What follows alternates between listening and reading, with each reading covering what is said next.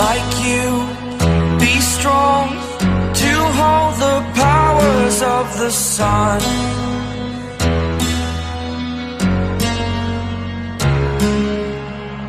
To dream, believe in strength. Now I'm the only one. Only one. मैं म्योनिर हूँ, एक राजा का वेपन जो उसके साथ बहुत समय तक रहा।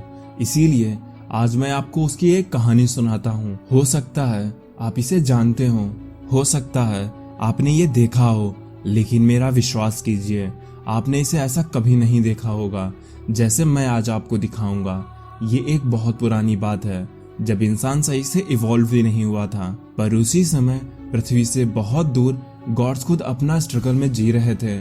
और आज मैं आपको गॉड्स की कहानी सुनाऊंगा।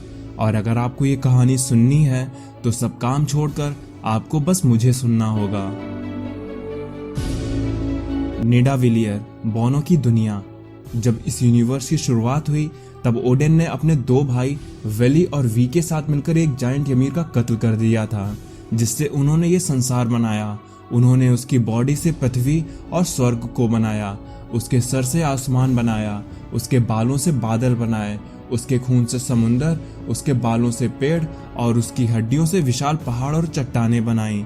ओडिन ने जब उस ymir के सड़े हुए मांस में फूंक मारी तो उससे इंसान और बॉनो का जन्म हुआ, जिसमें आप इंसानों को तो जानते होंगे, लेकिन बौने वो लोग थे जो गॉड्स के लिए हथियार बनाया करते थे। उन्हीं में से 3 बौने, ब्रोक, बुरी और इत्री ने मिलकर बहुत साल पहले एक बेहतरीन हथियार बनाया जो अब तक के सभी हथियारों में सबसे महान था। उस हथियार को बनाने के लिए उन्होंने एक मोल्ड का इस्तेमाल किया, लेकिन इतने सालों के बाद भी ये मोल्ड आज भी उतनी ही गर्म है और उतनी ही गुस्से में है जितनी पहले कभी हुआ करती थी। लेकिन अब यही मोल्ड उनके लिए एक बोझ बन चुकी है, क्योंकि इस पे लोकी की नजर पड़ चुकी है। और अगर ये मोल्ड लोकी के हाथों लग गई तो यूनिवर्स का क्या होगा। गॉड्स के शुरुआती दिनों में उन्हें अपने दुश्मनों को मारने के लिए हथियार की जरूरत पड़ती थी, और इसीलिए ओडेन इत्री के पास आए और उन्होंने इत्री से एक हथियार बनाने के लिए कहा, जिसके नाम से ही उसके दुश्मन थरथर कांपने लगे। और इसीलिए इत्री, जो बॉनो में सबसे बढ़िया कारीगर था, उसने ओडेन का कहना माना और उसी ने उस मोल्ड के अंदर अब तक का सबसे पावरफुल हथियार यानी कि म्योनिर बनाया। ये कमाल सिर्फ बॉनो का नहीं था, इस हथियार को और भी ज्यादा पावरफुल इस पे ओडेन के मैजिक ने किया। ये देखने में एक साधारण सा हैमर था, लेकिन इस हथियार में इतनी पावर थी कि ये पूरे वर्ल्ड को खत्म कर सकता था। इस हथियार के बन जाने की वजह से पूरे कॉस्मोस में उथल पुथल मच गई, जिस वजह से कुछ लोग तबाह हो गए और कुछ को खड़े होने का मौका मिला। जैसा कि आप जानते ही हैं कि जब भी किसी गॉड के लिए उसका सबसे पावरफुल वेपन बनाया जाता है तो किसी न किसी की कुर्बानी देनी पड़ती है, और इसीलिए इसे बनाने में एक पूरे सन का इस्तेमाल किया गया। यह है म्योनिर, हर बुराई का विनाशक और भलाई का रक्षक। इसे पावर मिलती है ओडिन से। ओडिन ने खुद इसका इस्तेमाल काफी सालों तक किया और उन्होंने इसकी मदद से उस पावरफुल जायंट को मारा जिसे आप लॉफी के नाम से जानते हैं। लेकिन ओडिन कोई बेरहम गॉड नहीं थे। उन्होंने अपने दुश्मन के बेटे यानी लोकी को पाला, क्योंकि वो उस वक्त अपने फादर लॉफी के पास अकेला पड़ा था। इसीलिए ओडिन ने उस पर दया दिखाई और अपने साथ एसगार्ड ले आए और उसे एक गॉड के बेटे और थॉर के भाई के जैसा पाला। लेकिन कहीं ना कहीं ओडिन अपने सच्चे बेटे यानी Thor the God of thunder को ज्यादा फेवर किया करते थे, और इसीलिए ओडिन ने अपना सबसे पावरफुल हथियार म्योनिर को थॉर को पास किया। लेकिन वो ये नहीं जानते थे कि ये सब काम उनके दूसरे बेटे लोकी के मन में जेलसी भर देंगे, और कहीं ना कहीं लोकी को गॉड ऑफ मिस्चीफ या ट्रिक्स्टर बनाने में ओडिन का ही हाथ था, क्योंकि जिसने उठाया म्योनिर वो बना ओडिन का सच्चा बेटा यानी कि गॉड ऑफ थंडर। लेकिन वहीं दूसरी तरफ बॉनो ने फैसला किया कि वो उस मोल्ड को सबकी नजरों से दूर ले जाएंगे, क्योंकि उन्हें पता है इस पे लोकी की नजर पड़ चुकी है, और अगर ये मोल्ड उसके हाथ लग गया तो वो पूरे यूनिवर्स में केओस फैला देगा। इसीलिए इत्री, बुरी और ब्रोक ने ये फैसला किया कि वो इस मोल्ड को समुद्र की गहराई में इतने अंदर दफनाएंगे कि कोई वहां तक पहुंच भी ना पाए। लेकिन जब तक वो ऐसा कर पाते उन पे एक हमला होता है, और भले ही ये सब कुछ ओडिन की नजरों से दूर था, लेकिन लोकी वो इन सब पर पहले से ही नजर रखे हुए था और इसीलिए उसे अब ये पता चल गया था कि इस मोल्ड में क्या है। पर जब उन बोनों पर हमला हुआ तब वो मोल्ड एक नदी में गिर गया, जिस वजह से वो पूरी नदी भाप बन गई और सूख गई। उस नदी में मौजूद मछलियां और जानवर उस मोल्ड की गर्मी सहन नहीं कर पाए और वो मारे गए। लेकिन अब क्या, लोकी को उसका रिवॉर्ड मिल चुका था ताकि वो अपने भाई थोर को हरा सके, इस दुनिया को खत्म कर सके और वो खुद एसगार्ड पर राज कर सके। इन सब घटनाओं के 1 महीने बाद हम देखते हैं थॉर एक बार फिर से उन बोनों के पास आया हुआ है, लेकिन वो इस बार किसी हथियार को बनवाने के लिए नहीं बल्कि इत्री और उसके भाइयों को श्रद्धांजलि देने के लिए आया है जो उस हमले में मारे गए थे।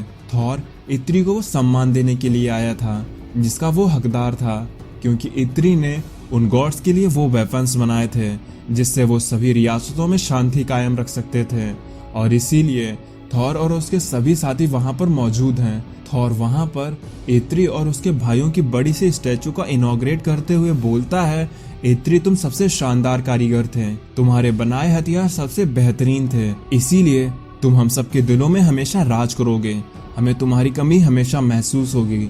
लेकिन तभी वहां की जमीन कांपना शुरू हो जाती है, जिस वजह से वो पूरा महल किसी तिनके के पत्तों की तरह बिखर जाता है और तब थॉर बाहर आकर देखता है तो उसे समझ में नहीं आता कि ये क्यों हो रहा था, क्योंकि इस जगह से बहुत दूर सर्टर को अब वो मोल्ड मिल चुकी थी और अब सर्टर उसका इस्तेमाल कर कर एक वेपन बना रहा था। लेकिन थॉर अभी भी इस बात से अनजान था और वो वहां मौजूद लोगों को बचाने के लिए उड़ता है।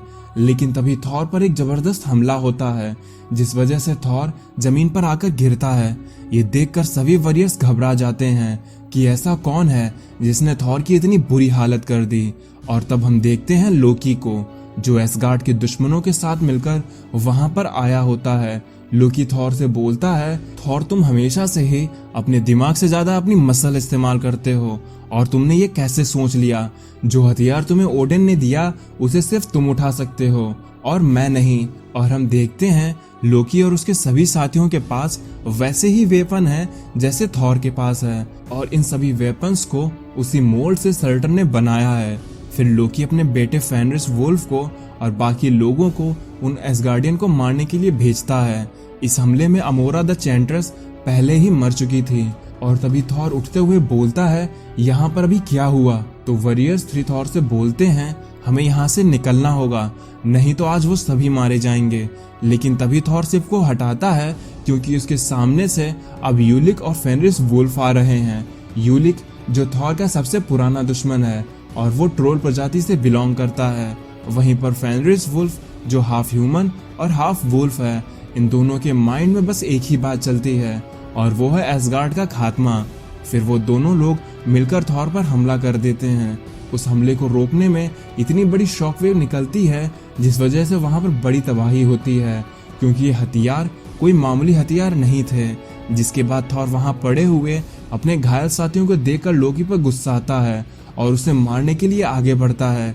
पर तभी यूलिक, फेनरिस और जाइंट तीनों एक साथ मिलकर थॉर पर हमला करते हैं और जब वो सब वेपन एक साथ टकराते हैं तो बूम, उस जगह पर इतना बड़ा धमाका होता है जिसकी आवाज सभी रियल्म्स में सुनाई देती है। उस धमाके की वजह से वो सभी लोग वहां से दूर जाकर गिरते हैं। किसी में भी अब इतनी ताकत नहीं बची थी कि वो उठ सकें, लेकिन कैसे भी करके थॉर उठता है और कहता है ये नहीं हो सकता। फिर तब हम देखते हैं म्योनिर को जो थॉर के सामने टूटा पड़ा है और थॉर ये सब कुछ देख के बहुत दुख में है क्योंकि उसका अपना वो हथियार टूट चुका था जिसकी मदद से थॉर पहचाना जाता था। और क्या अब थॉर लोकी को एसगार्ड तबाह करने से रोक पाएगा? और अगर आप इसके आगे की स्टोरी जानना चाहते हैं तो हमें कमेंट में ज़रूर बताएं और वीडियो पसंद आई हो तो इसे लाइक करें। अब मैं चलता हूँ, आप मेरी बाकी की वीडियोस एंजॉय करें और खुश रहें।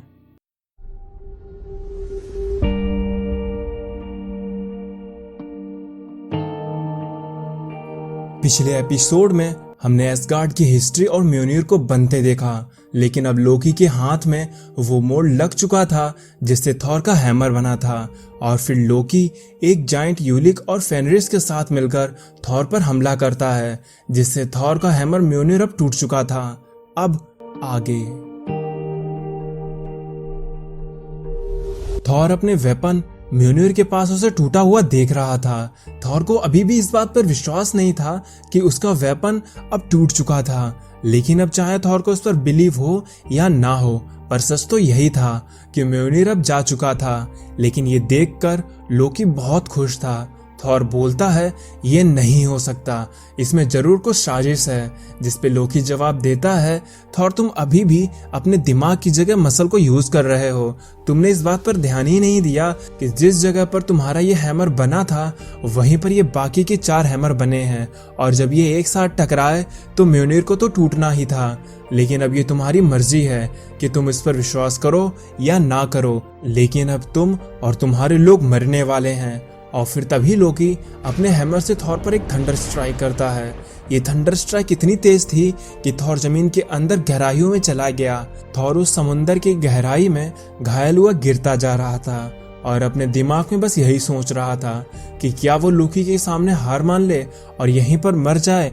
लेकिन तभी थॉर को अपने दोस्तों और अपने लोगों का ख्याल आता है कि अगर थॉर ने कुछ भी नहीं किया तो वो सभी लोग मारे जाएंगे जिन्हें थॉर कभी प्यार किया करता था। लेकिन थॉर ये बात भी जानता था कि बिना हैमर के वो लोकी और उसके साथियों का सामना नहीं कर पाएगा, और इसीलिए थॉर ओडिन का नाम लेकर उस टूटे हुए हैमर को एक बार फिर से यूज करता है और वहां से टेलीपोर्ट होकर सीधा अर्थ पर आता है। इधर अर्थ पर कैप्टन अमेरिका और आयरन मैन हमेशा की तरह लोगों को बचाने में लगे हुए थे, लेकिन तभी एक पोर्टल खुलता है और उसमें से थॉर एक सरपेंट के साथ बाहर आकर गिरता है। थॉर की इतनी बुरी हालत देखकर आयरन मैन और कैप्टन दोनों ही हैरान रह जाते हैं, क्योंकि थॉर की इतनी बुरी हालत उन्होंने आज तक नहीं देखी थी। लेकिन थॉर ऐसी हालत में भी बस एक चीज बोलता है, अवेंजर्स असेंबल।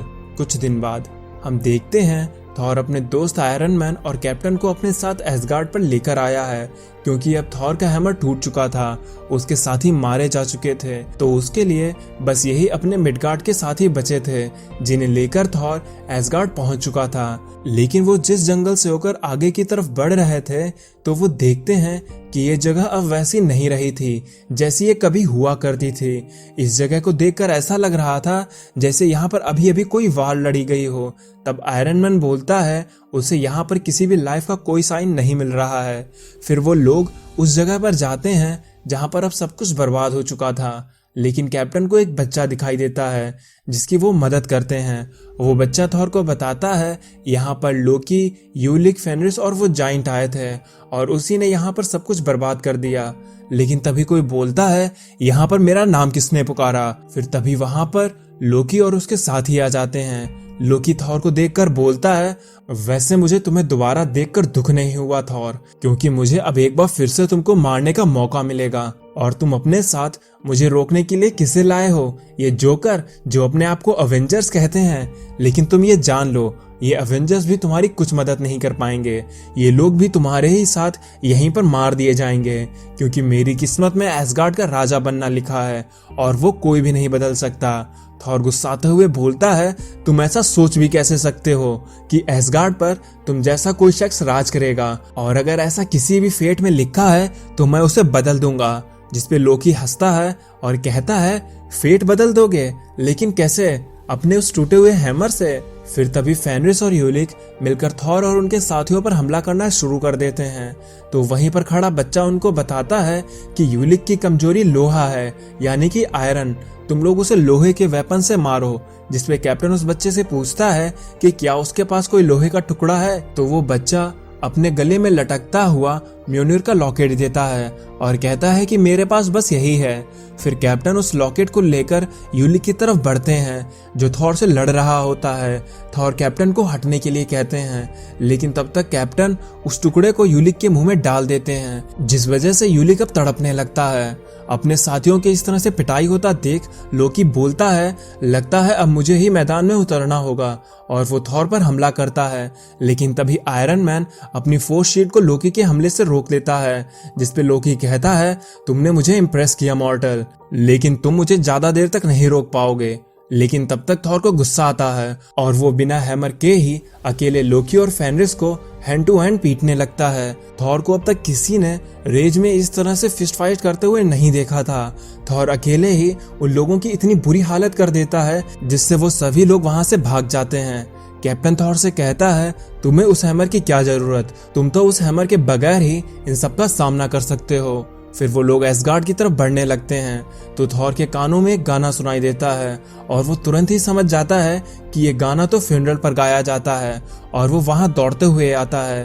तो थॉर देखता है कि बाल्डर अब वीरगति को प्राप्त हो चुका था, लेकिन थॉर को वापस से देखकर वैल्करी और बचे हुए एसगार्डियन में उम्मीद जग जाती है, क्योंकि उन्हें ऐसा लगा था कि थॉर लोकी के हमले की वजह से मर गया था। फिर थॉर अपने बचे एसगार्डियन से उनका हाल पूछता है कि वो लोग कैसे हैं और कौन कौन मारे गए हैं। तो एक वॉरियर बताता है, लोकी से जंग में उसके बहुत से सोल्जर मारे गए। ट्रॉल्स के झुंड ने उन पर इतनी बेरहमी से हमला किया जिससे कोई भी नहीं बच पाया। हम बस इतने ही बचे हैं। लोकी ने हमसे बहुत बड़ी गद्दारी की है। फिर थॉर बाल्डर के पास बैठकर रोने लगता है, क्योंकि उसके बहुत से लोग मारे गए थे और कुछ के बारे में तो किसी को भी नहीं पता था। थॉर उन लोगों से अपनी माँ फ्रेगा के बारे में पूछता है, पर वहाँ किसी को भी उसकी माँ के बारे में कुछ भी नहीं पता था कि वो कहाँ गई। फिर थॉर खड़ा होकर कैप्टन और आयरन मैन को उनका साथ देने के लिए शुक्रिया कहता है, जिसपे कैप्टन कहते हैं कि थॉर चाहे तो अर्थ से बाकी के हीरोज को बुलाकर एसगार्डियन को बचा सकता है, लेकिन थॉर कहता है नहीं, ये जंग उसकी है और उसे ही अपने लोगों को बचाना होगा। और वैसे भी एसगार्ड के विलन कोई नॉर्मल विलन नहीं थे और इसी वजह से थॉर अपने अर्थ के दोस्तों को खतरे में नहीं डालना चाहता था। थॉर कैप्टन से उस बच्चे को लेते हुए बोलता है, अब तुम लोग का अपने घर जाने का वक्त आ गया। तुम लोग अर्थ पर जाना और हमारे बारे में उनको बताना कि हम एसगार्डियन कितने ग्रेट वॉरियर थे जो कभी भी किसी के सामने नहीं झुके, फिर चाहे उनकी अपनी जान ही क्यों ना चली जाए। उन्हें बताना कि वो लोग थॉर के दिल में हमेशा रहेंगे। और इतना कहते ही थॉर आयरन मैन और कैप्टन को वहां से अर्थ पर भेज देता है। फिर थॉर अपने बचे हुए एसगार्डियन के सामने खड़ा होकर बोलता है, मेरे भाइयों, मैं जानता हूँ आज हमारे कई साथी मारे गए और अब बाल्डर के मरने और फेनरिस के आजाद होने के बाद हम ये समझ गए हैं कि ये कुछ और नहीं बल्कि रैग्नारॉक है, क्योंकि यही भविष्यवाणी थी कि जब बाल्डर मरेगा और फेनरिस अपनी कैद से आजाद होगा तो खुद रैग्नारॉक एसगार्ड को तबाह कर देगा। लेकिन अगर आज ये रैग्नारॉक आएगा और हमारा उससे सामना होगा तो हम उससे छिपेंगे नहीं बल्कि उससे डटकर मुकाबला करेंगे और ये साबित करेंगे कि हम एसगार्डियन आखिर है कौन। थॉर की इस स्पीच से वहां मौजूद हर योद्धा वैल्करी के मन में जोश भर जाता है और वो सभी एक साथ बोलते हैं, हाँ हम लड़ेंगे हमारे सम्मान के लिए, हमारे एसगार्ड के लिए। और तभी आज का ये एपिसोड यहीं पर खत्म हो जाता है और इसके आगे की स्टोरी कंटिन्यू की जाएगी इसके आगे वाली वीडियोस में। और जैसा जैसा हम आगे बढ़ते जाएंगे वैसे वैसे ये स्टोरी और भी ज़्यादा इंटरेस्टिंग होती जाएगी। अब मैं जानता हूँ आप में से कुछ लोगों ने इस स्टोरी को कहीं ना कहीं देखा होगा, लेकिन मैं चाहता हूँ कि मैं आप तक ये स्टोरी फुल डिटेल्स में दिखाऊं, जिससे आप इस स्टोरी का हर एक मोमेंट फील कर सकें। और अगर आपको ये वीडियो पसंद आई हो तो इसे लाइक जरूर करना, जिससे मुझे मोटिवेशन मिलेगा और मैं नेक्स्ट वीडियो जल्दी ला पाऊंगा। अब मैं चलता हूँ, आप मेरी बाकी की वीडियोस एंजॉय करें और खुश रहें।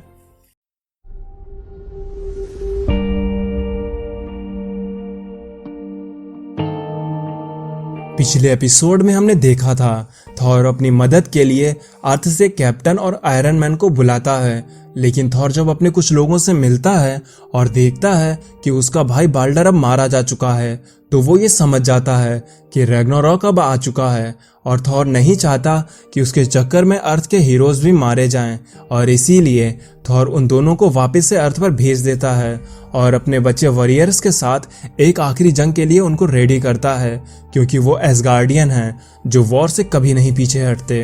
अब आगे एल्फहाइम लाइट एल्व्स की दुनिया। आज से 2 महीने पहले एक जंगल में 2 बच्चे निशाना लगाने की प्रैक्टिस कर रहे थे, लेकिन तभी उनके पास वॉरियर्स 3 लेडी सिफ के साथ पहुंचते हैं, क्योंकि अब हर रियल्म में लोकी की आर्मी थॉर के लोगों को दौड़ा दौड़ा कर मार रही है। वॉरियर्स 3 उन बच्चों से इस उम्मीद में मदद मांगते हैं कि वो अब सेफ हैं और वो बच्चे उन्हें कुछ दवाई और खाना दे सकते हैं, लेकिन वॉरियर्स 3 इस बात से अनजान थे कि उनका पीछा किया जा रहा था। और तभी एक शिप आती है और उन पे एरो से हमला कर देती है। प्रेजेंट डे अब उस हादसे को हुए कुछ दिन बीत चुके थे। सर्दियों का मौसम आ चुका था और इसीलिए पेड़ों से पत्तियां अब झड़ चुकी थीं। चारों तरफ बर्फ की सफेद चादर के सिवा कुछ भी नहीं था। लेकिन एक जगह ऐसी भी थी जहां पर अभी भी कोई जिंदा बचा था और वो खुद को उस ठंड से बचाने के लिए आग को जलाए बैठा था। लेकिन तभी उस जगह पर थॉर पहुंचता है और पूछता है कि यहाँ पर कौन है। मैं हूँ थॉर, ओडेन का बेटा और एसगार्ड का राजा। लेकिन तभी अंदर से वॉलस्टैग थॉर पर हमला करने के लिए निकलता है और बोलता है, तुम असली नहीं हो सकते हो क्योंकि थॉर मेरी आंखों के सामने मर गया था। लेकिन जब वॉलस्टैग की एक्स थॉर के आर्मर से टकराती है तो वह टूट जाती है और इस वजह से वॉलस्टैग पहचान जाता है कि ये असली थॉर है। फिर वॉलस्टैग अपने राजा के सामने घुटनों पर बैठ जाता है और कहता है, मुझे माफ करना मेरे किंग, मुझे लगा कि ये कोई गोस्ट है। थॉर वॉलस्टैग की ऐसी हालत देखकर हैरान था क्योंकि वॉलस्टैग अब बहुत कमजोर हो चुका था। थॉर ने वॉलस्टैग की ऐसी हालत पहले कभी नहीं देखी थी। थॉर वॉलस्टैग से पूछता है, मुझे बताओ कि यहाँ पर क्या हुआ था। तब वॉलस्टैग बताता है, मैंने यहाँ पर महीनों से किसी लाइफ को नहीं देखा। यहाँ पर अब सब कुछ खत्म हो चुका है। हम यहाँ पर लाइट एल्व्स की दुनिया में मदद के लिए आए थे, लेकिन तभी हमारे दुश्मनों का शिप आ गई और उन्होंने फेंड्रिल के दिल में अपनी तलवार घुसेड़ दी, हुगन को बीच से फाड़ डाला और लेडी सिप हम उन्हें भी नहीं बचा पाए। अपने सामने इस तरह का मंजर देखकर मैंने हार मान ली और मैं वहां से भाग गया और अब मैं उनसे बचते हुए इस तरह की डिसऑनर से भरी जिंदगी को जी रहा हूँ। मुझे माफ कर देना मेरे किंग, मैं हमारे दोस्तों को नहीं बचा पाया। जिस पे थॉर कहता है, मैं तुम्हें माफ नहीं कर सकता वॉलस्टैग, तुम्हें उठना होगा और अपने ऑनर के लिए लड़ना होगा। तुम्हें लड़ना होगा उन एल्व्स के लिए जो यहाँ मारे गए। तुम्हें अपने दोस्तों वॉरियर्स 3 और एसगार्ड के लिए लड़ना होगा। हम कभी भी हार नहीं मानते हैं, हम लड़ते हैं और चाहे उसमें हमारी जीत हो या हार, लेकिन हम अपने ऑनर को कभी भी झुकने नहीं देते। थॉर की ये बातें वॉलस्टैग में एक नया जोश भर देती हैं और वॉलस्टैग कहता है, हाँ मैं लड़ूंगा अपने दोस्तों के लिए, एसगार्ड के लिए और अपने ऑनर के लिए लड़ूंगा। जिसपे थॉर वॉलस्टैग को ट्रोल के एक किंग का हैमर देता है जिसे थॉर ने मारकर उससे लिया था। फिर थॉर अपनी सेना के साथ निकल पड़ता है बचे हुए लोगों को ढूंढने के लिए। लेकिन थॉर का कारवां जहां से भी गुजरता था उसे बस हर जगह मौत दिखाई दे रही थी। लोकी और एसगार्ड के दुश्मन ना तो किसी को कैद कर रहे थे ना ही बंदी बना रहे थे। उनके रास्ते में जो भी दिख रहा था वो बस उसे खत्म करते जा रहे थे। उन्होंने इस तरह से तबाही पहले कभी नहीं देखी थी। इतनी बेरहमी और क्रूरता के साथ एसगार्डियन और उसके लोगों को कत्ले आम चल रहा था। लेकिन वो लोग दिन रात बस चलते गए और फिर उन्हें वो आवाज सुनाई देती है जो उनके दुश्मन की थी, यानी कि फेनरिस की। और तभी उनके सामने फेनरिस आ जाता है।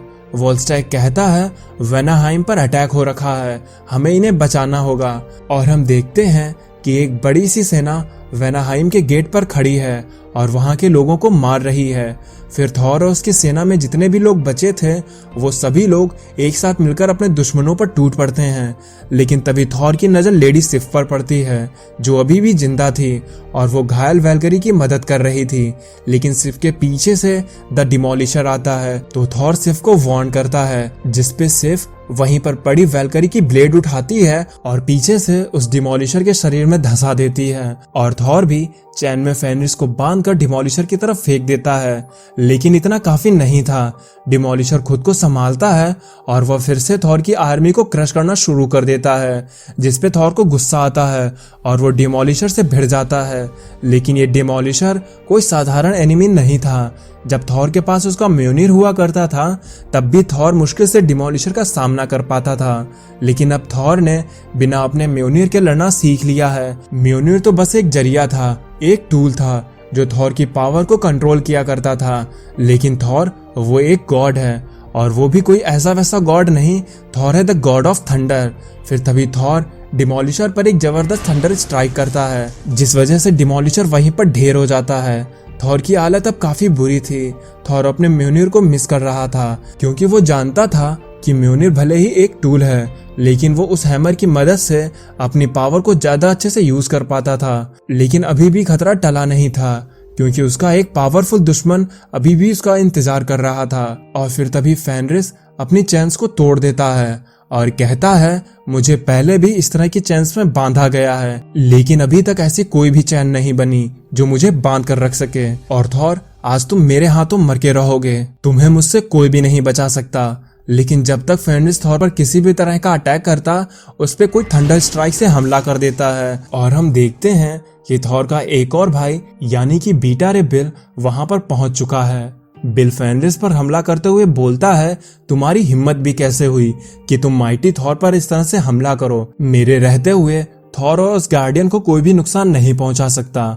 और इतना कहते हुए बीटा रे बिल अपने स्टॉर्म ब्रेकर से पूरी पावर के साथ हमला करता है। यह हमला इतना डेडली था कि जिससे फेनिक्स वहीं पर मर जाता है और बचती हैं तो उसकी बस हड्डियां। लेकिन इस हमले से अब दुश्मन सेना डर चुकी थी और वो वहां से भाग जाती है। बीटा रे बिल थॉर से कहता है, ये तो अच्छा हुआ कि ओडेन का मैजिक इस स्टॉर्म ब्रेकर पर था, जिसने मुझे बताया कि एसगार्ड को मदद की जरूरत है। और जैसे ही मुझे ये बात पता चली, मैं एसगार्ड की तरफ जितनी जल्दी आ सकता था मैं आ गया। लेकिन तभी कुछ सोल्जर्स उस बच्चे की लाश को लेकर आते हैं जिन्हें कैप्टन ने पिछले गांव में बचाया था। सोल्जर थॉर को बताते हैं कि ये बच्चा एसगार्ड के लिए लड़ा और इसने अकेले ही 2 जायंट्स को मार भी डाला, लेकिन ऐसा करने में इस मासूम ने अपनी जान गंवा दी। उस बच्चे को मरा हुआ देखकर थॉर बहुत दुखी हो जाता है और इसकी एक वजह भी थी। थॉर को उस बच्चे में अपना बेटा मगिनी नजर आता था, जिसे वो किसी कारण से कहीं छोड़ आया था। फिर बीटा रे बिल थॉर से एसगार्ड की हालत के बारे में पूछता है। थॉर कहता है, एसगार्ड पर अब सब कुछ बदल चुका है। मेरे फादर ओडेन अब नहीं रहे, वो अब मर चुके हैं और मैं उनकी जगह पर एसगार्ड का राजा हूँ। लेकिन अब जब तुम आ चुके हो तो मुझे ये उम्मीद मिली है कि मैं अब वो कर सकता हूँ जिसका मुझे इंतजार कब से था। तो बीटा रे बिल पूछता है, मेरे भाई मुझे बताओ कि तुम क्या करना चाहते हो। जिस पे थॉर कहता है कि उसे कुछ नॉलेज लेनी है, मुझे इन सब के पीछे का कारण जानना होगा और इसीलिए मुझे यहाँ से उस विजडम को लेने के लिए जाना होगा। लेकिन अब जब तुम आ चुके हो तो मैं अब अपने लोगों को तुम्हारे हवाले छोड़कर यहाँ से जा सकता हूँ। मुझे तुम पे भरोसा है कि तुम मेरे लोगों को ठीक उसी तरह से रक्षा करोगे जैसे तुम अपने लोगों की करते हो। तो बीटा रे बिल कहता है, हाँ मैं करूँगा, लेकिन मैं कोई एसगार्डियन नहीं हूँ, जिस वजह से शायद ही ये लोग मुझ पर भरोसा करेंगे। तो थॉर कहता है, तुम भले ही एक एसगार्डियन ना हो, लेकिन मेरे लोग तुम्हें वैसे ही प्यार और सम्मान देते हैं जैसा वो मुझे देते हैं। तब थॉर एक महल पर खड़ा होता है और अपने लोगों के सामने बीटा रे बिल को एसगार्ड का नया राजा घोषित करता है और उनको बताता है कि थॉर को कुछ सवालों के जवाब जानने के लिए वहां से जाना होगा ताकि वह अपने लोगों को बचा सके, जिसके लिए उसे वो अनसीन पावर हासिल करनी होगी। जिसपे वो सभी लोग थॉर का कहना मान जाते हैं और थॉर की एब्सेंस में वो लोग बीटा रे बिल को अपना नया राजा स्वीकार कर लेते हैं। जिसके बाद थॉर अपनी 2 भेड़ टूथ नेशर और टूथ ग्रैंडर के साथ उस विजडम को लेने के लिए निकल पड़ता है, जिसकी मदद से थॉर अपने हर सवाल का जवाब जान पाएगा।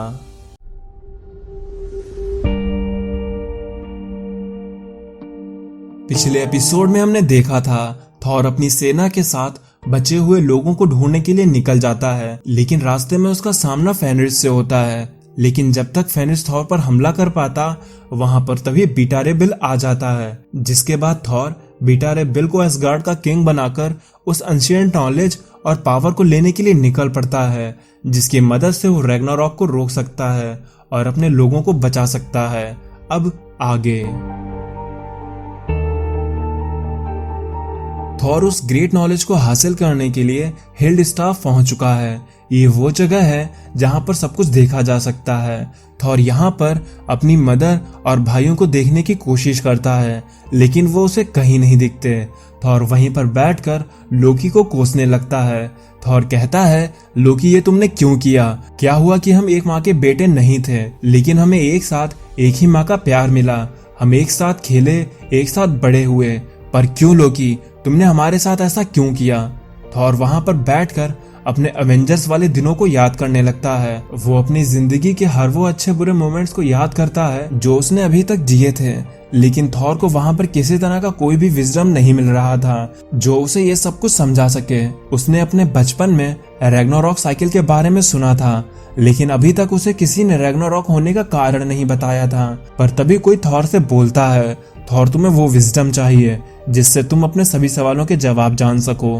तब थॉर पलटता है और देखता है कि कोई गोस्ट फॉर्म में उसके सामने मौजूद है, जिस पे थॉर पूछता है आखिर तुम हो कौन और तुम्हारे पास ये ओडिन के रेवन कैसे मौजूद हैं, क्योंकि ये रेवन तो सिर्फ ओडिन के साथ रहा करते थे। फिर वो गोस्ट बोलता है तुम्हें अगर उस नॉलेज को हासिल करना है तो तुम्हें एक गॉड बनना होगा। तुम काफी समय तक मोर्टल्स के बीच में रहे और इसीलिए तुमने गॉड्स की तरह सोचना ही बंद कर दिया। तो थॉर पूछता है लेकिन तुम हो कौन? तब वो गोस्ट बोलता है तुम जरा मुझे ध्यान से देखो और बताओ कि मैं कौन हूँ। तब थॉर उस घोस्ट को ध्यान से देखता है और कहता है तुम तो वही बच्चे हो जो हमें गांव में मिले थे। आयरन मैन ने हमें बताया था कि यहाँ पर किसी तरह की लाइफ नहीं है, लेकिन तुम वहीं पर थे और वो तुमको डिटेक्ट भी नहीं कर पाया, लेकिन तुम तो मर गए थे। तब वो घोस्ट कहता है हाँ, लेकिन तुम जरा ध्यान से देखो और बताओ कि मैं हूँ कौन। तब थॉर को समझ में आता है कि वो घोस्ट कोई और नहीं बल्कि ओडिन फोर्स है, जो थॉर की शुरुआत से मदद करती आ रही थी। इसी ओडिन फोर्स ने वो लोहे का टुकड़ा दिया था जिसकी मदद से कैप्टन ने यूलिक को हराया था। ओडिन फोर्स ने थॉर की तब मदद की जब थॉर द डिमोलिशर से लड़ रहा था, और ओडिन फोर्स ने तब बीटा रे विल को बुलाया जब फेनरिस द वुल्फ थॉर को मारने वाला था। तब वो ओडिन पावर बोलती है थॉर गॉड ऑफ थंडर, अगर तुम्हें वो नॉलेज और विजडम पाना है तो तुम्हें एक गॉड बनना होगा। थॉर कहता है इसका क्या मतलब है तुम्हारा? मैं पहले से ही एक गॉड हूँ। तब ओडिन पावर कहती है गॉड्स कभी भी कोई भी बाय बर्थ नहीं होता है, वो अपने काम, नॉलेज और सैक्रिफाइस की वजह से गॉड बनते हैं। जब तुम्हारे फादर ओडिन ने इस यूनिवर्स को बनाया तब वो भी एक गॉड नहीं थे। ओडिन गॉड तब बने जब उन्होंने इस यूनिवर्स का नॉलेज लिया और ऑल फादर बने। थॉर कहता है लेकिन मैं कोई ऑल फादर नहीं बनना चाहता था। तो ओडिन फोर्स कहती है हाँ, मैं ये बात जानता हूँ क्योंकि तुम ऑल फादर से भी ऊपर बनने के लिए पैदा हुए हो, लेकिन तुम अपने रास्ते से भटक चुके हो और इसीलिए आज मैं तुम्हारे सामने मौजूद हूँ और तुमको वो नॉलेज और विजडम दिलवाने में मदद करूंगा जो खुद ओडिन भी हासिल नहीं कर पाए थे। फिर ओडिन पावर थॉर को यग्ड्रासिल ट्री के पास ले आती है जहाँ पर थॉर रेटाटॉस को मरा हुआ देखता है। रेटाटॉस के बारे में आप लोगों ने Thor blood oath story line में जरूर देखा होगा, और जिन्होंने वो स्टोरी लाइन देखी है तो वो ये समझ गए होंगे, और जिन्होंने नहीं देखी है तो मैं आई बटन पर लिंक दे दूंगा और साथ ही में डिस्क्रिप्शन बॉक्स में भी। थॉर उस रेटाटॉस को अपने हाथ में लेकर दुखी था। तब वो ओडिन फोर्स बताती है कि ये कुछ भी नहीं है, अगर थॉर ने कुछ नहीं किया तो उसके वो सभी लोग मारे जाएंगे जो अभी बचे हुए हैं। तब वो दोनों लोग मिमिर के वेल के पास आ जाते हैं। उस वेल को दिखाकर ओडिन फोर्स कहती है ये है वो जगह जहां तुम्हें अपने सभी सवालों के जवाब मिलेंगे। थॉर उस वेल में झांकता है लेकिन उसे कुछ भी नजर नहीं आता। तब ओडिन फोर्स कहती है अगर तुम्हें ट्रू विजडम चाहिए है तो तुम्हें उस रिचुअल को फॉलो करना होगा, तुम्हें सैक्रिफाइस करना होगा जैसे ओडिन ने किया था। तब थॉर कहता है ओडिन ने यहाँ पर अपनी एक आंख को सैक्रिफाइस किया था और मुझे लगता है कि मुझे भी वही करना होगा। जिस पे ओडिन फोर्स कहती है ये चीज तुम डिसाइड करोगे, मैं नहीं। तब थॉर अपनी एक आंख निकाल कर उसे उस वेल में फेंक देता है, लेकिन ये क्या? थॉर को वहां पर कोई भी नॉलेज और कोई भी विजडम नहीं मिलता है। तब थॉर जोर जोर से चिल्लाने लगता है कि मैं बेवकूफ हूँ जो तुम्हारी बात मान लिया और मैंने अपनी एक आंख को सैक्रिफाइस कर दिया। तब वो ओडिन फोर्स कहती है तुमने कुछ भी सैक्रिफाइस नहीं किया थॉर, ओडिन पहले ही इस तरह का सैक्रिफाइस कर चुके हैं, इसीलिए तुम इसे वापस से दोहरा नहीं सकते। अगर तुम्हें नॉलेज चाहिए है तो ओडिन से कहीं ज्यादा सैक्रिफाइस करना होगा। तब थॉर अपनी दूसरी भी आंख अपने हाथों से निकालकर उस वेल में डाल देता है, लेकिन जब थॉर उस वेल में अपनी दूसरी आंख डालता है तब वो कुआं किसी तरह के मैजिकल पानी से भर जाता है। ओडिन फोर्स थॉर से उस पानी को पीने को कहती है और कहती है थॉर तुम इस पानी को पियो और पानी को अपनी आंख में डालो और वो सब कुछ जानो जो अभी तक हुआ है। जिस पे थॉर ऐसा ही करता है और उस पानी को अपनी आंखों में डाल लेता है। थॉर को अब वो सब कुछ दिखाई देने लगता है जो कुछ अभी तक उसके एसगार्ड के साथ हुआ था। उसने उस बड़े से जायंट ymir को देखा जिसे थॉर ने अपने भाइयों के साथ मिलकर मार दिया और इस यूनिवर्स को बनाया। थॉर ने ओडिन की बनाई क्रिएशन यानी कि इंसानों को देखा। उसने अपना बचपन और अपना पास्ट देखा जिसमें उसने अपने अवेंजर्स के दिनों लोकी के साथ हुई फाइट ये सब कुछ देखा। उसने अपने डोनाल्ड ब्लेक के दिनों को देखा। थॉर ने हर वो जंग देखी जो उसने कभी जीती या हारी थी। उसने ओडिन को सर्टर से लड़ते हुए देखा। उसने इस रैग्नारॉक साइकिल को बार बार होते हुए देखा, जिसमें एसगार्डियन इस रैग्नारॉक में मरते हैं और वापस से जिंदा होते हैं। और इसी वजह से थॉर अब ये समझ चुका था कि रैग्नारॉक वो तो एक एंडलेस साइकिल है जो कभी भी नहीं रुक सकती। थॉर और उसके लोग कई बार इस रैग्नारॉक साइकिल का सामना कर चुके हैं और इसमें वो कभी भी नहीं जीत सके थे। वो लोग हमेशा ही इस साइकिल में मारे जाते हैं और इसी वजह से थॉर दर्द और दुख से चिल्लाने लगता है, क्योंकि थॉर चाहकर भी उस रैग्नारॉक साइकिल को नहीं रोक सकता था, क्योंकि खुद ओडिन भी उस रैग्नारॉक साइकिल को रोकने में नाकाम रहे थे। तब ओडिन फोर्स थॉर को समझाते हुए बोलती है, थॉर अगर तुम्हें ये सब कुछ रोकना है और इसके पीछे के कारण को जानना है तो तुम्हें रून्स के मैजिक को हासिल करना होगा, क्योंकि इस वेल की वजह से तुमने अभी तक अपना पास्ट जाना, और अगर तुम्हें अपना फ्यूचर जानना है तो तुम्हें रून्स के मैजिक को हासिल करना होगा। तब थॉर गुस्साते हुए बोलता है, मैं अब अंधा हो चुका हूँ, मैं कैसे उस रून्स के मैजिक को हासिल करूंगा। जिसपे ओडिन फोर्स थॉर से कहती है, थॉर गॉड ऑफ थंडर, तुम अपने फादर के बेटे हो, तुम्हें ओडिन के उन्हीं कदमों पर चलना होगा जिन पे कभी ओडिन खुद चले थे। और क्या सच में तुम्हारी आंखें तुम्हारी जान से ज्यादा कीमती हैं? क्योंकि अगर तुम्हें सच में सब कुछ जानना है तो तुम्हें एक अल्टीमेट सेक्रीफाइस करना होगा। ये एक ऐसा सेक्रीफाइस है जो सिर्फ एक गॉड कर सकता है। और ओडिन फोर्स के इन्हीं लाइंस के साथ ये एपिसोड यहीं पर खत्म हो जाता है। अब इसके आगे की स्टोरी को हम इसकी अगली वीडियो में देखेंगे। तो अब मैं चलता हूँ, आप मेरी बाकी की वीडियोस एंजॉय करें और खुश रहें। अभी तक हमने जो कुछ भी देखा वो बस एक जर्नी थी, एक ऐसी जर्नी जिसने थॉर को झकझोर कर रख दिया। उसने अपनी आंखों के सामने अपने एसगार्डियन दोस्तों और बाकी के रियल्म्स को बर्बाद होते हुए देखा, और ये सब कुछ शुरू हुआ था उसके अपने ही भाई लोकी से। लेकिन थॉर के अभी भी कुछ सवाल बचे थे, जैसे कि ये रैग्नारॉक क्या चीज है और इसे रोका कैसे जा सकता है। और अपने इन्हीं सब सवालों के जवाब जानने के लिए थॉर हिलस्टाफ पहुंचता है, जहां उसे ओडिन फोर्स गाइड करती है और मिमिर के वेल के जरिए थॉर को उसका पास्ट दिखाती है, जिसे देखकर थॉर ये समझ जाता है कि रैग्नारॉक एसगार्ड का अंत है और ये एक नेवर एंडिंग साइकिल है जिसे खुद ओडिन भी नहीं रोक पाए थे। और इसी वजह से थॉर दुख और दर्द में रोने लगा। लेकिन ओडिन फोर्स थॉर को बताती है कि वो ओडिन जैसा नहीं है, क्योंकि थॉर में वो सभी काबिलियत हैं जो उसे सबसे ग्रेट गॉड बनाती हैं।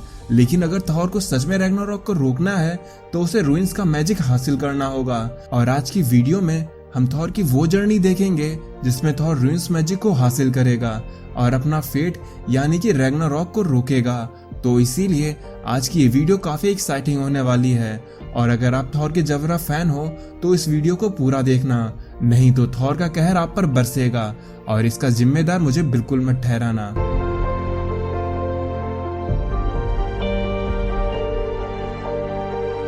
थॉर उस मिमिर के वेल के जरिए अब सब कुछ जान गया था, क्योंकि उसने वहां पर अपना सब पास्ट देख लिया था। थॉर ने अपने लोगों को हजारों बार मरते और जिंदा होते हुए देखा। ये देखने के बाद थॉर का दिल आंसुओं से भर गया। तब वो ओडिन फोर्स थॉर से कहती है कि उसे अगर ये सब कुछ देखकर बुरा लग रहा है तब थॉर को ये सब कुछ रोकना होगा। और फिर ओडिन फोर्स थॉर को उस जगह पर ले आती है जहां पर उसके फादर ओडिन ने 9 दिन और 9 रात तक फांसी पर लटक के रूइंस के मैजिक को हासिल किया था। लेकिन खुद ओडिन रूइंस के पूरे मैजिक को हासिल नहीं कर पाए थे, क्योंकि रूइंस के मैजिक की जो कीमत थी वो किसी के भी बस के बात नहीं थी। इसीलिए अब थॉर को रूइंस के मैजिक को हासिल करने के लिए ओडिन से भी ज्यादा लंबे समय तक उस टहनी से तब तक लटके रहना होगा जब तक कि वो मर नहीं जाता। जिसपे थॉर ऐसा ही करता है और वो अपने फादर ओडिन की तरह उस टहनी से लटक के फांसी लगाकर लटक जाता है। ये सब कुछ थॉर के लिए बहुत पेनफुल था। उसकी आंखों से अभी भी खून बह रहा था और अब धीरे धीरे उसकी सांसें चलना बंद हो चुकी थीं। फिर थॉर ओडिन फोर्स और रूइंस के मैजिक से जुड़ गया। थॉर के उस रूइंस मैजिक से जुड़ते ही उसे अब पूरी यूनिवर्स का सारा नॉलेज मिलने लगा था। उसने यूनिवर्स की क्रिएशन, गॉड्स की क्रिएशन, लगभग सब कुछ दिखाई देने लगा था। थॉर को अब अपना प्रेजेंट, पास्ट और फ्यूचर सब कुछ पता चल चुका था। यहाँ तक कि थॉर क्वांटम स्ट्रक्चर और कॉस्मिक आर्किटेक्चर के बियॉन्ड भी देख सकता था। और तभी थॉर की आंखें खुलती हैं और वह जंजीर को तोड़कर नीचे गिर जाता है और जोर जोर से चिल्लाने लगता है क्योंकि थॉर ने अब सब कुछ देख लिया था। थॉर को अब हर गॉड्स और हर इंसान के प्रेजेंट, पास्ट और फ्यूचर पता था और वो ये भी जान गया था कि वो कैसे इस रैग्नारॉक को रोक सकता है। थॉर जमीन पर गिर जाता है और अपनी मौत के मुंह में चला जाता है, जहां हेल में हेला थॉर का इंतजार कर रही थी। लेकिन थॉर एक आखिरी बार ओडेन से उसे बचाने की मदद मांगता है क्योंकि अब थॉर ही था जिसे रुइंस का नॉलेज मिल चुका था और वो रैग्नारॉक को रोक सकता था। लेकिन इसके लिए उसे पहले वहां से जिंदा होना होगा। लेकिन ओडेन भी मरने के बाद थॉर की एक आखिरी बार मदद करते हैं और थॉर को हेल से बाहर ले आते हैं, जिसके बाद थॉर अब उस जगह पर पहुंच जाता है जहां आज तक एक भी गॉड्स नहीं पहुंचा था। थॉर अब वो सब कुछ देख रहा था जो उसकी आंखें कभी नहीं देख सकती थीं। इसीलिए थॉर ने वहां परछाई में उनको देखा जो खुद को those who sit above in Shadow कहकर बुलाते थे। थॉर उनसे कहता है, मैं तुमको देख सकता हूँ, जिसपे वो शैडो गॉड्स बोलते हैं, थॉर तुम पहले ऐसे गॉड हो जो यहाँ तक पहुँच सका, लेकिन अब बस ये सब कुछ समझना तुम्हारे बस की बात नहीं है, तुम अब हमारे लिए एक खतरा बन चुके हो। थॉर कहता है, मैं अब तुम्हारी घिनौनी हरकतें समझ गया हूँ और मैं ये भी जान गया हूँ कि रैग्नारॉक के पीछे तुम लोगों का हाथ है, लेकिन अब बस, क्योंकि तुम्हें मुझसे कोई भी नहीं बचा सकता और तुम्हें कैसे खत्म करना है ये मैं अब जान चुका हूँ। फिर तभी थॉर वहां से चला जाता है और वापस से हिलस्टाफ पहुंचता है जहां पर वो अपनी दोनों भेड़ों को मरा हुआ देखता है। लेकिन अब थॉर सब कुछ जानता था तो वह ये भी समझ गया कि ये सब कुछ लोकी का किया हुआ है। लेकिन अब जब थॉर सब कुछ जानता था तो वो ये भी जान जाता है कि लोकी कहाँ पर है, जिसके बाद थॉर सीधा वैलहला पहुंचता है और अब लोकी ने वैलहला को अपनी मर्जी के मुताबिक ढाल लिया था क्योंकि लोकी को वैलहला पर राज करना था। और जब थॉर वैलहला पर आता है तो उसके सामने उसका वो दुश्मन आता है जिससे खुद ओडेन भी लड़ने से डरते थे क्योंकि मैंगॉक अपनी कभी न खत्म होने वाले एंगर के साथ थॉर को रोकने के लिए पहुंच गया था। लेकिन तभी थॉर अपने एक हाथ से मैंगॉक को रोक देता है, पर ऐसा करना किसी भी एसगार्डियन के बस की बात नहीं थी। पर अब थॉर इतना पावरफुल हो चुका था कि उसके सामने अब मैंगॉक किसी चींटी के जैसा था। थॉर मैंगॉक से कहता है, तुमने मेरे कई भाइयों का कत्ल किया है, तो तुम मुझे बताओ कि मैं तुम्हें कैसे मारूं। मैं चाहूं तो तुम्हें किसी बोतल में बंद करके समुद्र की गहराइयों में हमेशा के लिए दफना सकता हूं, लेकिन मैं ये बात अच्छे से जानता हूं तुम वहां से भी अपनी भूख को मिटाने के लिए एसगार्ड वापस आ जाओगे। इसीलिए अब वक्त आ चुका है तुम्हें हमेशा के लिए शांत करने का। तब थॉर एक स्पेल पढ़ता है जिससे मैंगॉक हवा में ही गायब हो जाता है। ये देखकर लोकी भी हैरान रह गया। उसे ये समझ में ही नहीं आया कि आखिर थॉर इतना पावरफुल कैसे हो चुका था, वो भी बिना अपने हैमर के। लेकिन लोकी भी कोई साधारण सा गॉड नहीं था। वो समझ गया कि ये रुइंस का मैजिक है जिसे पहले खुद लोकी अपने लिए हासिल करना चाहता था, पर वो ये कभी नहीं समझ पाया कि रुइंस को मैजिक किसी जादू या छलावे से नहीं बल्कि सैक्रिफाइस से हासिल किया जाता है। तब थॉर लोकी से कहता है, मैं अब तुम्हारे हर छोटे बड़े कामों को जानता हूँ, मैं अब तुम्हारे सभी राज जान चुका हूँ। जिसपे लोकी कहता है, अच्छा तो अब तुम मुझसे ये पूछने के लिए आए हो कि मैंने ये सब क्यों किया, मैंने तुम्हारे लोगों को क्यों मारा, तुम यही सब कुछ जानने आए हो। तो थॉर कहता है, लोकी तुम कितने इम्पेशेंस हो, मैंने तुमसे अभी अभी कहा कि मैं सब कुछ जानता हूँ, मैं तुम्हारे ये सब करने के पीछे और गुस्से को भी जानता हूँ। मैं जानता हूँ हमारे फादर ओडिन ने तुम्हारे फादर लॉफी को मार दिया था और तुमको यहाँ पर एसगार्ड में हमारे बीच अपने बेटे की तरह रखा, लेकिन तुम तब भी खुश नहीं थे। पर जिस दिन मुझे म्योनिर मिला तुम्हारी नफरत मेरे और मेरे लोगों के लिए इतनी बढ़ गई कि तुम ये सब कुछ कर बैठे। ये बात सुनकर लोकी तो मानो चौंक गया। फिर लोकी थॉर पर गुस्साते हुए बोलता है, तो इसका मतलब तुम यहाँ पर मेरे साम्राज्य को डिस्ट्रॉय करने के लिए आए हो और अपना बदला मुझसे लेना चाहते हो। मैं कभी भी एसगार्ड को तबाह नहीं करना चाहता था, बल्कि मैं खुद उस पर राज करना चाहता था। और जब मेरी आर्मी ने वेनाहाइम को जीता तो सब कुछ रुक गया, क्योंकि मैं यही चाहता था कि सब कुछ मेरे कंट्रोल में रहे। और अब मैं इस वैलहला का किंग बन चुका हूँ और तुम मेरे किंगडम में आकर मुझे ही धमका रहे हो, मैं तुम्हें डिस्ट्रॉय कर दूंगा। जिसपे थॉर कहता है, लेकिन तुम्हारी आर्मी का क्या? लोकी कहता है, तुम मेरी आर्मी के बारे में कुछ भी नहीं जानते हो। लेकिन तभी थॉर अपनी एक चुटकी बजाता है और तभी वहां पर लोकी की छुपी हुई सेना उसके सामने आ जाती है और थॉर पर हमला कर देती है। लेकिन थॉर अपने आसपास एक फोर्स शील्ड क्रिएट करता है और फिर एक ऐसी स्पेल पड़ता है जिससे लोकी की पूरी सेना और उसका किंगडम डिस्ट्रॉय हो जाता है। लोकी ये देखकर रोने लगता है क्योंकि उसका बरसों पुराना सपना जब पूरा हुआ तो एक पल में ही थॉर ने उसे कंप्लीटली डिस्ट्रॉय कर दिया था। लेकिन थॉर अभी भी गुस्से में था। थॉर लोकी को उसके कामों की सजा देना चाहता था क्योंकि लोकी ने अपने किंगडम को बनाने के लिए सैकड़ों एसगार्डियन को इतनी बेरहमी से मारा था। फिर थॉर लोकी का सर उसकी बॉडी से ऐसे अलग करता है जिससे लोकी मरता तो नहीं है लेकिन वो अपनी बॉडी के बिना भी जिंदा रहता है। तब थॉर लोकी के सिर को अपनी बेल्ट पर बांध लेता है। लोकी थॉर से पूछता है ये तुमने कैसे किया थॉर?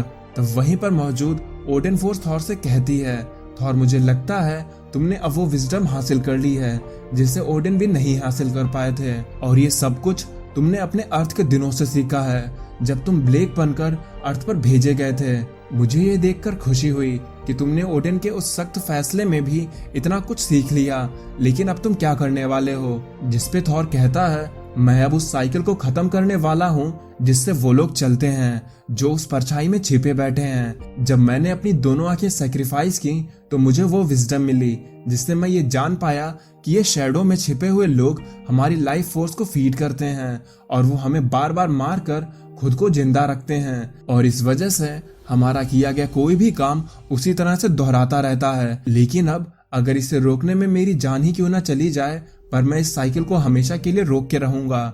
जिसपे ओडेन फोर्स कहती है, तब मैं ये देखने के लिए बहुत एक्साइटेड हूँ कि तुम ये सब कुछ कैसे करोगे। लेकिन लोकी को ओडेन फोर्स नहीं नजर आ रही थी, तो वह थॉर से पूछता है कि आखिर तुम बात किससे कर रहे हो थॉर? फिर थॉर सीधा उस जगह पर पहुंचता है जहां पर वो बीइंग रहता है जो इस रैग्नारॉक को लाने वाला है, यानी कि सर्टर की दुनिया। थॉर सीधा सर्टर के सामने पहुंच जाता है। सर्टर थॉर को देखकर पूछता है, अच्छा तो तुम मुझसे यहीं पर लड़ने आ गए, लेकिन मैं तो खुद तुम्हारे ही पास आने की तैयारी कर रहा था। तब थॉर सर्टर से कहता है, मैं आज यहाँ पर तुमसे लड़ने के लिए नहीं आया हूँ। तो थॉर की बेल्ट में लटक रहा लोकी थॉर से बोलता है, क्या तुम सर्टर से नहीं लड़ोगे? ये वो डीमन है जिसने तुम्हारे फादर ओडिन को मारा है। मैंने आज तक तुमसे डरपोक एसगार्डियन नहीं देखा थॉर। लेकिन थॉर लोकी की बात को बिल्कुल जवाब नहीं देता और सर्टर से कहता है, मैं बस यहाँ पर अपने म्योनिर को ठीक करवाने के लिए आया हूँ। तो सर्टर ये सुनकर हैरत में पड़ जाता है। लेकिन वहीं पर मौजूद ओडेन फोर्स थॉर से कहती है, ये तो तुम खुद भी कर सकते थे थॉर, इसके लिए तुम्हें सर्टर की क्या जरूरत? थॉर कहता है, मैं जानता हूँ कि ये मैं खुद से कर सकता हूँ, लेकिन मैं ये उससे करवाना चाहता हूँ जिसने मेरे फादर को मारा, जो गॉड्स का दुश्मन है, और इसीलिए मैं उससे ये अपना पावरफुल हथियार बनवाना चाहता हूँ। तब ओडेन फोर्स कहती है, मान गए थॉर, तुम अब वाकई में बहुत समझदार हो गए हो। तब सर्टर थॉर से कहता है, अगर मैं तुम्हारे इस वेपन को बना दूंगा तब तुम मुझ पर ही हमला कर दोगे। लेकिन थॉर कहता है, ऐसा कैसे होगा जब मेरा वेपन तुम्हारे ही हाथों में होगा? लेकिन सर्टर, अगर तुम मेरा वेपन बना दोगे तो मैं तुम्हें खुद वेनाहाइम और वेलाला तक जाने का रास्ता दे दूंगा, जिससे तुम वहां जाकर सब कुछ तबाह कर सकते हो। और ये मेरा यानी कि किंग ऑफ एसगार्ड का तुमसे वादा है। जिसपे सर्टर म्योनिर के बदले सब कुछ डिस्ट्रॉय करने के लिए मान जाता है और वो उसी मोल्ड का इस्तेमाल कर एक बार फिर से म्योनिर को ठीक कर देता है। तब थॉर अपने उस म्योनिर की मदद से ऐसी पावर रिलीज करता है जिससे वहां पर समंदर को चीरता हुआ एक रास्ता बन जाता है, और अब सर्टर अपनी सेना के साथ एसगार्ड को डिस्ट्रॉय करने के लिए निकल जाता है। सर्टर सीधा वेनाहाइम पहुंचकर उन सभी को मारने लगता है जो थॉर के अपने थे। लेकिन थॉर ये सब कुछ क्यों कर रहा था, ये तो बस वो ही जानता था, क्योंकि वो ये बात अच्छे से समझ गया था कि इस साइकिल को अगर रोका नहीं गया तो उसके लोग ऐसे ही बार बार इस साइकिल में मरते रहेंगे। खुद थॉर के लिए ऐसा करना बहुत पेनफुल था, लेकिन थॉर ये जानता था कि ये करना जरूरी है, और इसीलिए वह नहीं चाहता था कि बिल भी इस रैग्नारॉक का हिस्सा बने, क्योंकि वो कोई एसगार्डियन नहीं था और इसी वजह से वो फिर से जिंदा नहीं हो सकता था। लेकिन अगर बीटा रे बिल मारा जाता तो थॉर को इस बात का दुख हमेशा रहता, और इसीलिए थॉर बिल को उस लड़ाई से सीधा स्पेस में दूर भेज देता है और उसको एसगार्ड के लोगों की मदद करने के लिए शुक्रिया कहता है, और फिर बिल को वहां से जाने के लिए कहता है। बिल पहले तो ऐसा करने के लिए मना करता है, लेकिन थॉर के बताने पर वो ये समझ जाता है कि ऐसा करना सही रहेगा। फिर थॉर सीधा पहुंच जाता है वर्ल्ड ट्री के पास, जहां पर पूरे एसगार्ड की किस्मत पहले से ही लिखी थी। लेकिन तभी वहां पर सिस्टर्स ऑफ फेट आ जाती हैं। वो थॉर से कहती हैं, थॉर, ओडिन के बेटे, किंग ऑफ एसगार्ड और गाया के बेटे, हम ये बात जानते थे कि तुम यहाँ पर जरूर आओगे, लेकिन हम तुम्हें बता दें कि तुम्हारी पावर्स यहाँ पर कुछ काम नहीं करने वाली हैं, इसीलिए तुम उसे बिल्कुल भी बदल नहीं सकते, जो पहले से लिखा जा चुका है। जिसपे लोकी ये देखकर हंसने लगता है और कहता है, तुम्हारी उन सब पावर्स का क्या जब तुम उसे बदल भी नहीं सकते। थॉर सिस्टर ऑफ फेट से कहता है, हाँ मैं ये बात जानता हूँ कि मैं अपने फेट को बदल नहीं सकता और अब वो होके रहेगा जो पहले से लिखा जा चुका है। जिसपे ओडिन फोर्स थॉर से कहती है, फिर तो हम हार गए थॉर, तुम्हारी वो नॉलेज अब वेस्ट हो गई। जिसपे थॉर कहता है, नहीं, हमने हमेशा से अपने फेट को सामने से देखा है, लेकिन अगर तुम इसके पीछे देखोगे तब तुम समझोगे कि ये सब कुछ पीछे से उसे एक धागे से लिखा जाता है, जो सर्कल फॉर्म में ये सब कुछ बार बार लिखकर दोहराता रहता है। तब ओडिन फोर्स ये चीज देखकर हैरत में पड़ जाती है, क्योंकि आज से पहले किसी ने भी इस चीज पर ध्यान नहीं दिया था। वो सभी लोग बस अपने सामने उस फेट को देखते थे जो उन्हें सामने से दिखाया जाता था। ये चीज देखकर वहीं पर खड़ी सिस्टर ऑफ फेट गुस्सा हो जाती हैं और वो कहती हैं, थॉर तुम ऐसा नहीं कर सकते हो, क्योंकि उन्होंने सिर्फ हमें ये पावर दी है कि हम तुम्हारा फेट लिख सकें। यहाँ पर सिस्टर ऑफ फेट उन शैडो गॉड्स की बात कर रही हैं और उन शैडो गॉड्स ने ही सिस्टर ऑफ फेट्स को इस काम के लिए रखा था। लेकिन थॉर अब इस छलावे से थक चुका था और वह अपना म्योनिर उठाता है और वो करने के लिए रेडी हो जाता है जिसे करने की कोई सोच भी नहीं सकता था। ये देखकर शैडो में छिपे वो बींग्स घबरा जाते हैं और थॉर को ऐसा करने के लिए मना करने लगते हैं। वो थॉर को हर तरह का लालच देते हैं, यहाँ तक कि वो थॉर को अपने बीच में जगह देने की बात करते हैं। लेकिन गॉड ऑफ थंडर ने अब ये तय कर लिया था कि उसकी विल के आगे इस तरह का कोई भी लालच उसे झुका नहीं सकता। वो उन शैडो में छिपे हुए गॉड से कहता है, तुम लोग खुद को गॉड्स ऑफ द गॉड्स कहते हो, लेकिन तुम लोग गॉड्स के नाम पर कलंक हो, क्योंकि तुम पहले हम लोगों को बनाते हो और फिर हमको मारते हो, लेकिन अब बस बहुत हो गया। फिर थॉर म्योनिर की मदद से अपनी एक ही वार से उस धागे को तोड़ देता है जिससे उन एसगार्डियन का फेट जुड़ा था, और ऐसा होते ही यग्ड्रिसिल ट्री अपने ही अंदर कोलैप्स होना शुरू हो जाता है। उसके अंदर वैलहला, वैनाहाइम और सब कुछ अंदर खींचने लगता है, यहाँ तक कि खुद थॉर भी अब उस कोलैप्स होते हुए वर्ल्ड में समा गया। लेकिन इन सब में एक बात अजीब हुई कि जब सब कुछ खत्म हो रहा था तब रूइंस का मैजिक भी चला गया, एसगार्ड भी चला गया, लेकिन कैसे भी करके थॉर अभी भी बचा हुआ था। वो बस यूनिवर्स के साथ एक हो चुका था और डीप स्लीप में था, लेकिन थॉर यूनिवर्स में अभी भी कहीं पर जिंदा था। थॉर ने उस व्हील ऑफ फेट को काट कर एसगार्ड और उसके लोगों को हमेशा के लिए इस रैग्नारॉक की साइकिल से बचा लिया था। और वो लोग जो खुद को एसगार्डियन गॉड्स के भी गॉड्स कहा करते थे, जो शैडो में बैठकर रैग्नारॉक को लाया करते थे, वो बेसिकली सेलेस्टियल्स थे, जो रैग्नारॉक के होने की वजह से उससे रिलीज होने वाली एनर्जी को फीड करके खुद को जिंदा रखते थे। लेकिन अब जब रैग्नारॉक साइकिल मिट चुकी थी तब वो सेलेस्टियल भी खत्म हो चुके थे, यानी कि थॉर ने सेलेस्टियल्स तक को हरा दिया था। और अब थॉर ये सब कुछ खत्म करके चैन से रेस्ट ले सकता था, क्योंकि अब उसे और उसके लोगों को बार बार नहीं मरना पड़ेगा। और यही चीज थॉर को एक सुकून दे रही थी, और देती भी क्यों ना, क्योंकि कोई भी गॉड या फिर इंसान अपने सामने बार बार खुद के ही लोगों को मरता हुआ नहीं देख सकता था। थॉर एक गॉड था और इसीलिए वो किसी के खेलने का खिलौना नहीं बन सकता था। और अब थॉर यूनिवर्स में ही मौजूद कहीं पर आराम कर सकता था। और गाइज, अब ये रूइन किंग थॉर की स्टोरी यहीं पर खत्म हो जाती है, और इसके आगे भी थॉर की एक स्टोरी है जिसमें थॉर वापस से जिंदा होता है। और अगर आपको उस पे वीडियो फुल डिटेल्स में देखनी है तो आप कमेंट्स में मुझे ये बात बता सकते हैं। मैं जानता था कि ये स्टोरी आपने भले ही देख रखी है, लेकिन मैं आपको ये स्टोरी बस इसीलिए दिखाया क्योंकि आपने ये स्टोरी फुल डिटेल्स में नहीं देखी थी, क्योंकि आज से पहले आपको ये नहीं पता था कि सिस्टर्स ऑफ फेट आखिर किसके लिए काम किया करते थे। पर अब आप ये चीज जानते हैं, और जैसे राइटर्स ने इस स्टोरी को लिखा है, मैंने ठीक वैसे ही उतनी डिटेल्स के साथ आपको ये स्टोरी दिखाने की कोशिश की है, और बीच में कोई भी चीज काटा पीटी नहीं की। और अगर आपको मेरा ये एफर्ट पसंद आया हो तो इस वीडियो को लाइक करना, और अगर आपको इसके आगे की स्टोरी देखनी है तो भी आप मुझे कमेंट में बता सकते हैं। मैं आप लोगों के रिस्पॉन्स को देख के ही इस पे आगे की वीडियो लाऊंगा। तो अब मैं चलता हूँ, आप मेरी बाकी की वीडियोस एंजॉय कीजिए और खुश रहिए।